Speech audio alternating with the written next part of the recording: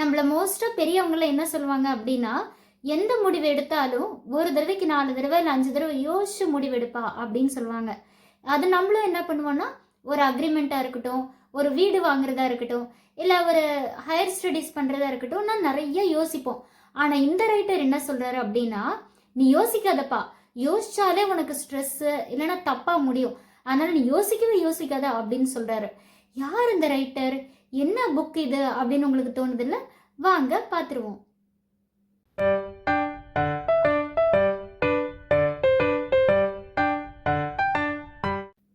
Hi! கனவுகள் மெய்ப்படும் viewers எல்லாருக்கும் வணக்கம். எல்லாரும் எப்படி இருக்கீங்க? நல்லா இருக்கீங்களா? ஓகேங்க. எனக்கு என்கிட்ட எல்லாருமே கேட்டது என்ன அப்படின்னா, யூசுவலாவே நீ ஏன் இங்கிலீஷ் புக் மட்டுமே ரிவ்யூ பண்ற? தமிழ் புக்லாம் ரிவ்யூ பண்ண மாட்டீங்களா? அப்படின்னு கேட்டிருக்காங்க. தமிழ் புக்கும் கண்டிப்பா ரிவ்யூ பண்ணலாம். ஆனா நீங்க என்ன புக் அப்படின்னு எனக்கு சஜஸ்ட் பண்ணீங்கன்னா, கண்டிப்பா அதையும் ரிவ்யூ பண்ணிடலாம். ஓகேங்க. இந்த வாரம் நான் ரிவ்யூ பண்ண போற புக்கோட name don't believe everything you think, written by Joseph நியூயன். ஓகேவா? ஸோ இதை தமிழில் சொல்லணும் அப்படின்னா, நீ நினைக்கிறது எல்லாத்தையும் நம்பாத அப்படின்னு சொல்லி சொல்கிறாங்க. ஸோ அது என்ன அப்படி அப்படின்னு சொல்லி கேட்டோம்னா, இவர் ஆக்சுவலாக ஸ்டார்டிங்கில் ஒரு விஷயத்த சொல்கிறாருங்க. எனக்கு இது ரொம்ப புதுசாக இருந்தது. என்ன அப்படின்னா, தாட் வேற திங்கிங் வேற அப்படின்னு சொல்லி சொல்கிறாரு. இந்த தாட்டும் திங்கிங்கும் ரெண்டும் ஒன்று ஒன்று ஒட்டி இருக்க மாதிரி தான் இருக்கும். பக்கத்து வீட்டு நெய்பர்ஸ் மாதிரி தான் இருக்கும். ஆனால் பார்த்தீங்கன்னா ரெண்டுமே வேற வேற டோட்டலி அப்படின்னு சொல்கிறாரு. என்ன அப்படின்னா, இந்த புத்திசம்ல ஒன்று சொல்லுவாங்கங்க. என்ன அப்படின்னு பார்த்தீங்கன்னா, 2 ஆரோ இருக்குன்னு வச்சுக்கோங்க. ஒரு ஆரோ வந்து நம்ம ஃபிசிக்கலாக அட்டாக் பண்ணுது, ஒரு ஆரோ நம்ம மென்டலி நம்மளை வந்து அட்டாக் பண்ணுது. எப்படின்னா, இப்போ ஃபிசிக்கலாக வந்து நம்மளை ஒரு ஆரோ அட்டாக் பண்ணிடுச்சு அப்படின்னா, ஐயோ புண்ணாயிருச்சு வலிக்குது அப்படின்னு சொல்லிட்டு அதுக்கு மருந்தெல்லாம் போட்டுருவோம். நம்ம யூஸ்வலாக விட்டுருவோம், அதை பற்றி ரொம்ப யோசிக்க மாட்டோம். ஆனால் இந்த மென்டலி ஒரு ஆரோ வந்து நம்மளை அட்டாக் பண்ணுது பார்த்தீங்களா? என்ன அப்படின்னா, ஐயோ எனக்கு புண்ணாயிருச்சு, என் கையை போயிடுச்சு, என் அழகு போயிடுச்சு, இனிமேட்டு யாரா என்னை பார்த்து மதிப்பாங்களா, என் ஃபேஸ் எல்லாம் தழும்பா இருக்கே அப்படின்னு சொல்லிட்டு அந்த புண்ணே ஆறுச்சுன்னா கூட நம்ம அதை யோசிச்சு யோசிச்சு யோசிச்சு மென்டலி டிஸ்டர்ப் ஆயிடுவோம். அதே மாதிரி தாங்க, நமக்கு ஒரு பிரச்சனை வருதுன்னா அது தானே சரியாயிடும். ஆனால் நம்ம அதை யோசிச்சு யோசிச்சு யோசிச்சு ரொம்ப பெருசாக்கிடுறோம் அப்படின்னு சொல்லிட்டு இவர் சொல்றாரு. நம்ம யோசிக்கிறதுனால தான் பிரச்சனையே அப்படின்னு சொல்லி இவர் சொல்றாரு. அதாவது ஒரு எக்ஸாம்பிள் என்ன சொல்றாரு அப்படின்னு பார்த்தீங்கன்னா, இப்போ உங்களுக்கு ரொம்ப பிடிச்சவங்களுக்கு நீங்கள் ஒரு கிஃப்ட் வாங்கி தரீங்க அப்படின்னு மனசில் நினச்சிக்கோங்க. ஸோ நாளைக்கு உங்கள் பார்ட்னருக்கோ உங்கள் ஃப்ரெண்டுக்கோ வந்து பர்த்டே வருது. என்ன கிஃப்ட் வாங்கலாம் அப்படின்னு நினைக்கும் போது டக்குன்னு ஒரு ஐடியா வருது. என்னன்னா, கார் வாங்கி கொடுத்துடலாமா, இல்லை ஒரு மொபைல் வாங்கி கொடுத்துடலாமா அப்படின்னு சொல்லி பெரிய கிஃப்ட் எல்லாம் தோணுது. ஓகே அப்படின்னு ஹாப்பியாக இருக்கும்.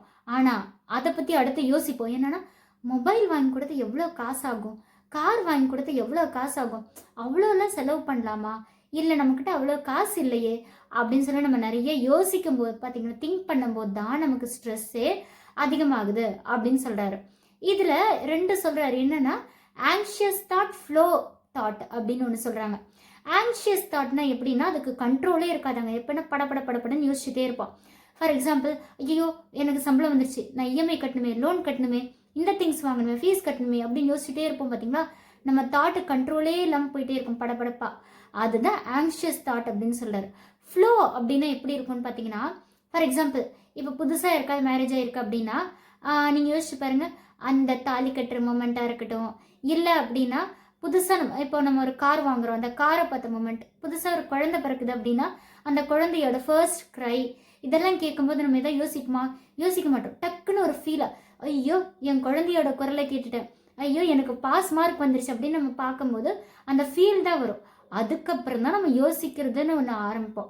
ஸோ அந்த மொமெண்ட்டை என்ஜாய் பண்ணும்போது நமக்கு என்ன இருக்கும் அப்படின்னு பார்த்தீங்கன்னா, ஹாப்பியஸ்ட் மொமெண்ட்டாக இருக்கும். அதாவது தாட் மட்டும்தான் இருக்கும், திங்கிங் நமக்கு இருக்கவே இருக்காது அப்படின்னு சொல்லி சொல்கிறாரு. அடுத்த நெக்ஸ்ட் என்ன பார்த்தீங்கன்னா, இந்த ஃப்ளோவில் இருக்கும்போது தான் நம்ம ப்ரெசன்ட் மூமெண்ட்டில் இருப்போம் அப்படின்னு சொல்லி சொல்கிறாங்க. சரி, ஓகே, இதெல்லாமே நீங்கள் சொல்கிறீங்களே, இதை எப்படி தான்ப்பா நான் ஸ்டாப் பண்ணுறது அப்படின்னு நீங்கள் கேட்டிங்கன்னா, இந்த நான் திங்கிங் அப்படின்ற ஒரு ஸ்டேட்டுக்கு வர்றது ரொம்ப ரொம்ப ரொம்ப கஷ்டங்க. ஏன் அப்படின்னு பார்த்தீங்கன்னா, அது வந்து நம்ம மைண்டை வந்து விடாது. எப்பயுமே நம்ம பரபரப்பாக தான் இருப்போம். ஃபார் எக்ஸாம்பிள், இப்போ வந்து நான் இஎம்ஐ கட்டணும் அப்படின்னு சொல்லி நீங்கள் ஃபீல் பண்ணுறீங்கன்னு வச்சுக்கோங்க. வெயிட், இந்த தாட்லாம் வரக்கூடாது, இந்த திங்கிங்லாம் வரக்கூடாது. இதை வந்து 3:30 to 4 வந்து நான் இதை ஃபீல் பண்ணுறேன் அப்படின்னு சொல்லி அந்த திங்கிங்கை நீங்கள் அவாய்ட் பண்ணிட்டீங்கன்னு வச்சுக்கோங்களேன். அப்போ என்ன ஆகும்னு பார்த்தீங்கன்னா, அந்த 3:30க்கு உங்களுக்கு வேறு ஏதாவது ஒர்க் வந்துடும். அப்போ நீங்கள் 3:30 to 4 உட்காந்து யோசிக்கவே மாட்டீங்க இல்லையா? ஸோ அதை தான் இப்படி சொல்கிறாரு. அடுத்தது நெக்ஸ்ட் என்ன சொல்கிறாரு அப்படின்னு பார்த்தீங்கன்னா, நீங்கள் வந்து ஒரு ஃபேக்ட் இருக்குன்னு வச்சுக்கோங்களேன். அந்த ஃபேக்ட் ஃபார் எக்ஸாம்பிள் இப்போ நம்ம ஹிஸ்ட்ரி எல்லாம் படிப்போம் கிளாஸ் ரூமில். அந்த ஹிஸ்ட்ரி படிக்கும்போது என்ன அப்படின்னு பார்த்தீங்கன்னா, பாபர் நம்ம நாட்டுக்கு வந்துட்டார், அக்பர் நம்ம நாட்டுக்கு வந்துட்டாங்க, நம்ம நாட்டில் இருக்கிறது எல்லாமே என்னது பண்ணுறாங்க, பிரிட்டிஷ்லாம் வந்துட்டாங்க, நம்ம நாட்டோட வளங்கள்லாம் சுரண்டிட்டு போயிட்டாங்க அப்படின்னு நமக்கு யோசிக்கும் போது அந்த ஃபேக்ட் மேலே என்ன வருது? கோவம் வருது. சே, எப்படி எல்லாம் திருடிட்டு போயிருக்காங்க பாருங்க அப்படின்னு சொல்லிட்டு நமக்கு கோவம் வருது. அதே இன்னொரு ஆங்கிளில் நம்ம யோசிக்கலாம். இன்னொரு தாட் எப்படி அப்படின்னு பார்த்தீங்கன்னா, பிரிட்டிஷ் வந்தாங்க, நிறைய எஜுகேஷன் சிஸ்டம்லாம் டெவலப் ஆயிடுச்சு அப்படின்னு. அப்போது ஒரு ஃபேக்டை வந்து நம்ம எப்படி பார்க்குறோம் அப்படின்றதுல தாங்க இருக்குது. கோபமாகவும் பார்க்கலாம், அதை மாற்றியும் யோசிச்சு பார்க்கலாம் அப்படின்னு அவர் சொல்கிறாரு. சரி, இந்த நம்ம குழந்தையா பிறக்கும்போது என்ன யூஸ்வலாக ரூல் அப்படின்னு பார்த்தீங்கன்னா, நம்ம ஜாலியாக இருக்கணும், பீஸ்ஃபுல்லாக இருக்கணும் அப்படின்றது தாங்க ஒரு இதுவாகவே இருந்துச்சு. என்னன்னு சொன்னால் ஒரு ரூல் அப்படின்னு கூட சொல்லலாம், இல்லை நேச்சர் அப்படின்னு சொல்லலாம். ஆனால் நம்ம வளர வளர வளர என்ன ஆகிடுது அப்படின்னு பார்த்தீங்கன்னா, அந்த குழந்தைத்தனம் போயிட்டு நம்ம நிறைய யோசிக்க ஆரம்பிச்சிருவோம். அடுத்து என்ன பண்ணுறது, அடுத்த லைஃப் எப்படி போகும் அப்படின்னு. இவர் என்ன சொல்கிறேன்னா, குழந்தையாவே இருங்க அப்படின்னு சொல்கிறாரு. சரி, ஓகே, யோசிக்காமல் இருந்தால் பிரச்சனையே இல்லாமல் இருக்கணும் லைஃப்பில், அப்போ தான் நம்ம யோசிக்காமல் இருக்கணும். ஆனால் நம்ம லைஃப் அப்படிலாம் இல்லையே, பெயின் அப்படின்றது இன்எவிட்டபிள் தானே அப்படின்னு நம்ம யோசிப்போம். அதுக்கு தான் ஒரு கதை சொல்கிறாங்க. என்ன அப்படின்னு பார்த்தீங்கன்னா, அதாவது ஒரு சின்ன ஒரு என்னன்னு சொல்லலாம் அப்படின்னு பார்த்தீங்கன்னா, ஒரு சீடர் குரு கிட்ட போய் கேட்குறாரு, எனக்கு எதுக்கு எடுத்தாலும் கோவம் வருது, என்னால் பீஸ்ஃபுல்லாகவே தியானம் பண்ண முடியல, நான் என்ன பண்ணுறது அப்படின்னு சொல்லி கேட்கும்போது குரு சொல்கிறார், ஓகே, நீ வந்து ஒரு அமைதியான இடத்துல போய் உட்காந்து தியானம் பண்ணுன்றாங்க. இவர் ஒரு இடத்துல போய் உட்கார்றாரு. அந்த இடத்துல மனுஷங்கள்லாம் போகிற சத்தம் கேட்குது, மரத்தில் பறவைகள்லாம் போகிற சத்தம் கேட்குது.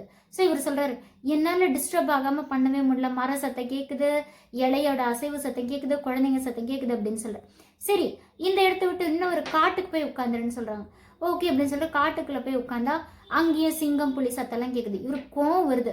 சரி, என்னடா இது, இங்கேயும் மெடிடேட் பண்ண முடியலன்னு சொல்லிட்டு அப்போ என்ன சொல்கிறாரு குருனா, ஓகே, நீ தண்ணி ஒரு போட் இருக்கும், அந்த போட் எடுத்துகிட்டு போய் தண்ணிக்குள்ளே நடு கடலில் போய் உட்காந்து தியானம் பண்ணுன்றாங்க. ஓகே அப்படின்னு சொல்லிட்டு கடலில் போய் உட்காந்து தியானம் பண்ணுறாரு. ஆனால் அங்கே 2-3 நாள் பீஸ்ஃபுல்லாக பண்ணிகிட்டு இருக்காரு. 3ஆவது நாள் என்ன ஆகுதுன்னு பார்த்தீங்கன்னா, ஒரு போட் வருது. அந்த அவர் உட்காந்துருக்க போட்டை நோக்கி இன்னொரு போட்டு வருது. வராத வராத, நான் இங்கே உட்காந்துருக்கேன் வராத அப்படின்னு சொல்கிறால வேகமாக கத்துறாரு, கோவமாக பயங்கரமாக ரியாக்ட் பண்ணுறாரு. அப்போ கண்ணை திறந்து பார்த்தா அந்த போட்டில் யாருமே இல்லைங்க, வெறும் போட்டு மிதந்துக்கிட்டு வந்து இவர் போட்டை இடிக்க வருது. சே, வெறும் போட்டுக்கு நான் இப்படி ரியாக்ட் பண்ணேன் அப்படின்னு சொல்லிட்டு இதே மாதிரி தான் நம்ம லைஃப்பும் அப்படின்னு அவர் சொல்ல வர்றாரு. என்னன்னா, ஒன்றுமே இல்லாத விஷயத்துக்கெல்லாம் நம்ம நிறைய ரியாக்ட் பண்ணுறோம், ரியாக்ட் பண்ண ஃப்ரீயாக விடுப்பா அப்படின்னு சொல்கிறாரு. ஸோ இதுக்கு இந்த நான் திங்கிங்கிற விஷயத்துக்கு போகிறதுக்கு 3 விஷயம் ஃபாலோ பண்ண சொல்கிறாருங்க ஜோசப் நியூயன். என்ன அப்படின்னு பார்த்தீங்கன்னா, first be aware of your thought. அப்படின்னா என்ன அப்படின்னு பார்த்தீங்கன்னா, மைண்ட்ஃபுல்னஸ்ங்க. எனக்கு வந்து நிறைய தாட் வரும் போகும், ஆனால் அதை பற்றி நான் ரொம்ப ஃபீல் பண்ண மாட்டேன் அப்படின்றதுக்கு யூஸ்வலாக சொல்கிறது தான் மெடிடேஷன். இந்த மெடிடேஷனை பற்றி நிறைய சொல்கிறாங்க, நானும் ட்ரை பண்ணுறேங்க, ஆனால் எனக்கு இந்த மெடிடேஷனே வரமாட்டேங்குது, ஆனால் அந்த பெனிஃபிட்ஸ் அதில் நிறைய இருக்குது அப்படின்னு சொல்கிறாங்க. ஸோ அந்த மைண்ட்ஃபுல்னஸ் அப்படின்ற ஒரு ஸ்டேட்டுக்கு போகிறதுக்கு நம்ம மெடிடேஷன் ரொம்ப முக்கியம் அப்படின்னு சொல்கிறாங்க.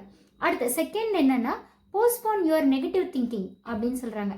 அப்படின்னா என்ன அப்படின்னு பார்த்தீங்கன்னா, எனக்கு வந்து ரொம்ப வந்து கஷ்டமாக இருக்குது, என் லைஃபே எனக்கு ஒன்றும் பிடிக்கல அப்படின்னம்னா இந்த மாதிரி திங்கிங்லாம் கொஞ்சம் அவாய்ட் பண்ணிட்டு வேறு ஏதாவது ஒரு விஷயத்தில் கான்சென்ட்ரேட் பண்ணோம்னா அது கொஞ்சம் கொஞ்சம் மறைஞ்சிரும் அப்படின்னு சொல்கிறாரு.